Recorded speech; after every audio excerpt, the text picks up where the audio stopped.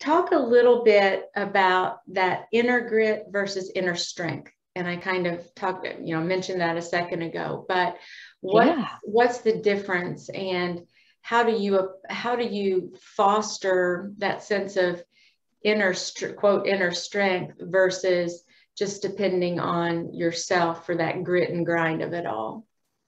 Yeah. Well, I think of inner grit as kind of this determination, this drive, this I'm going to grit it out. I am going to push through and succeed no matter what. I'm just going to get it done, grab the bull by the horns, pull myself up by my bootstraps. All of those kind of ideas to me sort of equal grit. And I remember, so I lost my eyesight when I was 3 years old.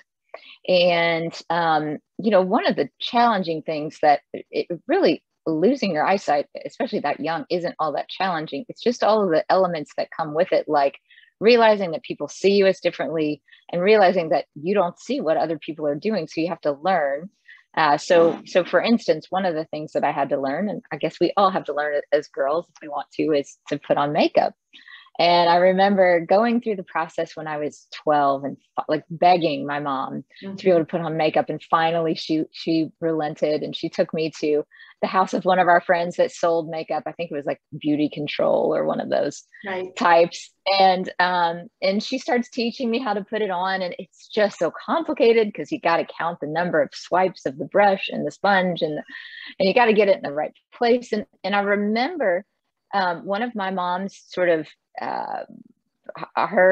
the reason that she let me put on makeup, or the reason that she let me learn, was she said the only way you can do it, one of her stipulations was you have to promise that you'll put it on every day.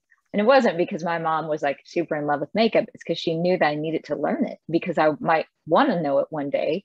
So now is the time. And but I remember, I was so overwhelmed by the end of that first session that I was like, oh, I don't know if I can do this. And 4 or 5 days in, to having to put it on every day, I came to my mom and I was like, I think I'm good with just wearing lip gloss. And she was like, no, you were not doing that.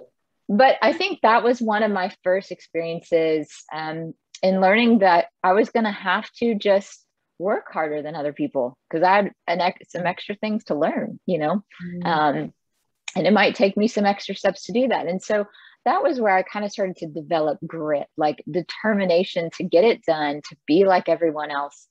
But the problem is grit doesn't come with vulnerability.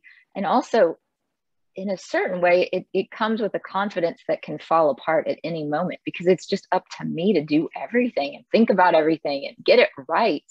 Whereas strength is more of an unwaveringness. I don't think that's a word, but it is now. And in our hearts, I think truly, in the book, I talk about this in relation to Hannah, who we think of as Hannah is asking for a son, but what she's doing is she's learning to rely on God's strength. She's saying, I'm alone in the world and I can't do this by myself and I need you. And so I think what strength is just this unwavering sense that we have that kind of bears us up under the weight of life. It's relying on God's strength. It's letting him lead us. And it's sort of rolling over all of our cares, as Peter would say, onto him, so that we're never doing things in our own strength. So really our strength sort of is growth out of God's strength, out of trusting our strength. The more we trust God's strength, the more we rest in it, the more strength we have. And it's not dependent on our ability to do things wrong. I mean, to do things right and to prove ourselves strong. It is simply just relying on our ability to rest in him. And it's almost like the more we rest, the stronger we get. Wow. Yeah. And I believe it all, but sometimes it's hard to put that into play because what you're saying, is just wisdom. And, even Hannah's story, I love so many things about that story and about Hannah and her life, but I always kind of read that a little bit offish because I thought, Lord, I'm not sure I have that kind of trust or faith to give up my child. And, you know, even quote, dedicate him to you.